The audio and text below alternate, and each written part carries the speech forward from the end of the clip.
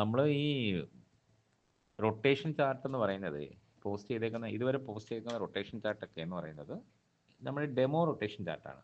Original rotation chart നമുക്ക് പറയാൻ പറ്റില്ല 100%. കാരണം അതിനകത്ത് വേരിയേഷൻ വരാൻ സാധ്യതയുണ്ട്.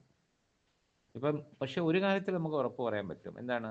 ഫ്രഷ് ആയിട്ടുള്ള പോസ്റ്റാണ്. ഫ്രഷ് റൊട്ടേഷനിലാണ് തുടങ്ങുന്നത്. എന്ന് വെച്ചാൽ 1, 2, 3, 4 ആയിട്ടാണ്. അല്ലാതെ കഴിഞ്ഞ മുനിസിപ്പൽ കോമൺ സർവീസിൽ 58 നിർത്തി വെച്ചത് 59 പറഞ്ഞല്ല തുടങ്ങുന്നത്. കണ്ടിന്യൂഷൻ അല്ല, ഫ്രഷ് പോസ്റ്റാണ്. കാരണം ഫ്രഷ് പോസ്റ്റിംഗ് എന്ന് പറഞ്ഞാൽ പോസ്റ്റ് പുതിയതാണ്, അതുപോലെ തന്നെ ഫ്രഷ് പോസ്റ്റിംഗ്, ഫ്രഷ് റൊട്ടേഷൻ ചാർട്ടുമാണ് വരുന്നത്. 1, 2, 3 ക്രമത്തിലാണ് പോകുന്നത്.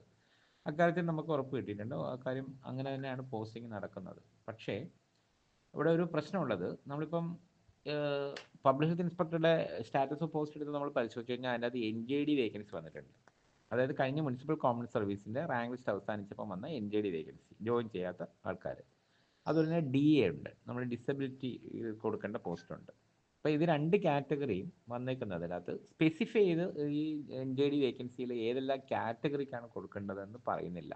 NJD 6 വേക്കൻസി ഉള്ളൂ. ഇപ്പോൾ സപ്പോസ് ട്രിവാൻഡ്രത്തിൻ്റെ ലിസ്റ്റ് എടുത്തു കഴിഞ്ഞാൽ ട്രിവാൻഡ്രത്ത് 6 വേക്കൻസി NJD കാണിക്കുന്നുണ്ട്. അത് ഏതെല്ലാം കാറ്റഗറിക്ക് കൊടുക്കാനുള്ള NJD ആണ് നമുക്ക് സ്പെസിഫൈ ചെയ്ത് പറയാത്തിടത്തോളം നമുക്കത് പറയാൻ പറ്റില്ല. അങ്ങനെ NJD 6 വേക്കൻസി കൊടുക്കുന്ന ആ കാറ്റഗറി ഏതൊക്കെയാണോ ആ കാറ്റഗറിയിൽ വരുന്നവർക്കായിരിക്കും ആദ്യത്തെ പോസ്റ്റിംഗ് കിട്ടുന്നത്. അങ്ങനെ വരുമ്പോഴത്തേക്ക് ഇപ്പം നമ്മൾ ഇട്ടേക്കുന്ന റൊട്ടേഷനിൽ ചേഞ്ചസ് വരാം. അതാണ് ഞാൻ ആദ്യമേ സൂചിപ്പിച്ചത്. ഒരു ഡെമോ റൊട്ടേഷൻ ചാർട്ട് മാത്രമാണ്, ഇതിനകത്ത് വേണമെങ്കിൽ ചേഞ്ചസ് വരാം.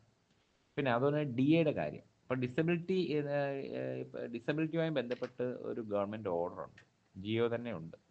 അപ്പോൾ അതിൽ നമ്മൾ പബ്ലിക് സർവീസിൻ്റെ പബ്ലിക് സർവീസ് കമ്മീഷൻ്റെ നമ്മൾ ആ ഒരു ഓർഡർ നമ്മൾ പരിശോധിച്ച് കഴിഞ്ഞാൽ ഡിസബിലിറ്റിയിൽ നമ്മൾ വന്നേക്കുന്ന പോസ്റ്റ് എന്ന് പറയുന്നത് ജൂനിയർ ഹെൽത്ത് ഇൻസ്പെക്ടർ എന്നുള്ള പോസ്റ്റാണ്.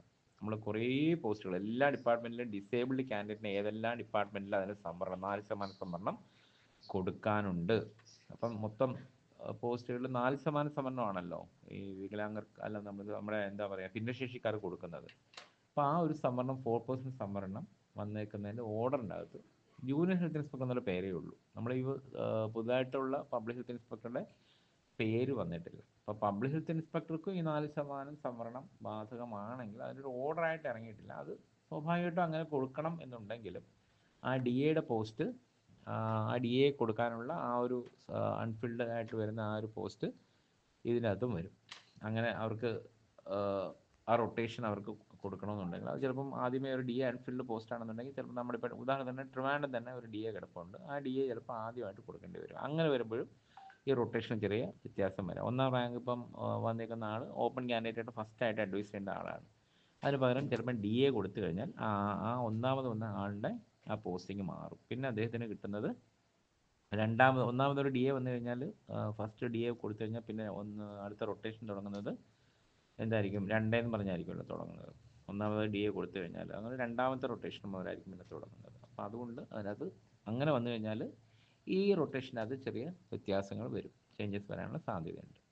അത് നമുക്ക് ഇപ്പോഴേ അത് ക്ലാരിറ്റിയിൽ പറയാൻ പറ്റില്ല. കാരണം നിലവിലുള്ള ഓർഡറിൽ DAയിൽ ജൂനിയർ ഹെൽത്ത് ഇൻസ്പെക്ടർ പോസ്റ്റ് പറഞ്ഞിട്ടുള്ളൂ, ഹെൽത്ത് സർവീസിലെയും മെഡിക്കൽ എഡ്യൂക്കേഷനിലെയും. അതേസമയം പബ്ലിക് ഹെൽത്ത് ഇൻസ്പെക്ടർ പോസ്റ്റ് അതിൽ വന്നിട്ടില്ല. അതുകൊണ്ട് അക്കാര്യത്തിൽ നമുക്കൊരു വ്യക്തത പറയാൻ പറ്റില്ല ഇപ്പോഴേ. ഈ പോസ്റ്റിനകത്ത് DA കൊടുക്കുമോ അതോ ഇനി അടുത്ത അതിനകത്തൊരു ഓർഡർ ഇറക്കിയിട്ട് കൊടുക്കുമോ എന്നൊന്നും അറിയാൻ കഴിയുന്നില്ല. അതോടൊപ്പം തന്നെ ഈ NJD പോസ്റ്റുകൾ കാറ്റഗറി സ്പെസിഫൈ ചെയ്യാത്തത് കൊണ്ട് നമുക്ക് ഏതൊക്കെ കാറ്റഗറിയിൽപ്പെട്ട ആൾക്കാർക്കായിരിക്കും NJD കൊടുക്കേണ്ടതെന്ന് അറിഞ്ഞാൽ ഈ റൊട്ടേഷൻ ചാർട്ടിന് ചേഞ്ചസ് നമുക്ക് വരുത്താൻ പറ്റുള്ളൂ. ഇതൊരു ഡെമോ റൊട്ടേഷൻ ചാർട്ട് മാത്രമാണ്. ഒരു കാര്യം മാത്രമേ നമുക്ക് ഇക്കാര്യത്തിൽ ഉറപ്പിച്ച് പറയാൻ പറ്റുന്നുള്ളൂ, ഫ്രഷ് ആയിട്ടുള്ള റൊട്ടേഷനാണ് തുടങ്ങുന്നത്. പുതിയ പോസ്റ്റാണ്, ഇൻ്റഗ്രേഷൻ നടന്നതിന് ശേഷം വന്ന ആദ്യത്തെ പോസ്റ്റിംഗാണ്, ആദ്യത്തെ പോസ്റ്റാണ്. ഇതിനു മുമ്പ് പബ്ലിക് ഇൻസ്പെക്ടർ വിളിച്ചിട്ടില്ല, അതിൻ്റെ കണ്ടിന്യൂഷനും അല്ല. മുനിസിപ്പൽ കൗൺസിൽസിലെ JHയുടെ ലിസ്റ്റും ഇതുമായിട്ട് കണക്ട് ചെയ്തിട്ട് അതിൻ്റെ കണ്ടിന്യൂഷൻ അല്ല എന്നർത്ഥം. പകരം NJD വേക്കൻസി ഉണ്ടെങ്കിൽ അത് ഇതിൽ നിന്ന് ഫില്ല് ചെയ്യും.